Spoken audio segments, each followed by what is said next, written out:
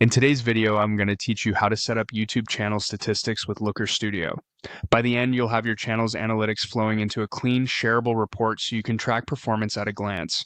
First, head to Looker Studio, which you may still see labeled as Data Studio in some places. From the main workspace, open your report.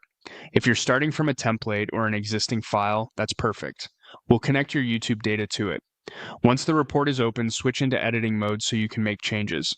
You'll know you're in the right place when the top toolbar and the right side property panels are visible. Next, add your data. Look for the Add Data button in the toolbar.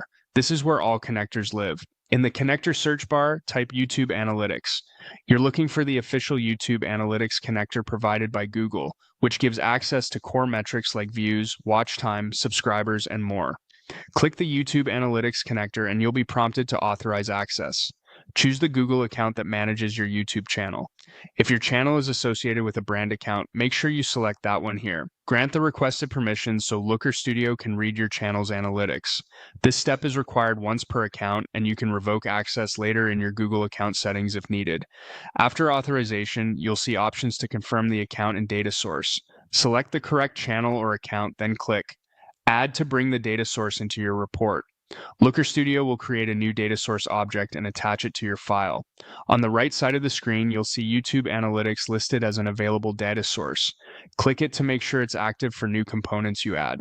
With the source active, you can now populate your report. Drag what you need onto the canvas. This can be fields from the data panel or chart types from the toolbar, and the report will use the YouTube Analytics data by default. For example, drag a time series chart and set the metric to views to watch trends over time, or drop a table and add dimensions like video title with metrics such as watch time and average view duration. Use filters to focus on specific time ranges or content types when necessary. As you build, keep an eye on the summary cards and chart configuration panels on the right to fine-tune metrics, dimensions, and sorting. Your report saves automatically, and once you're happy, you can share it with teammates or stakeholders using standard Looker Studio sharing controls.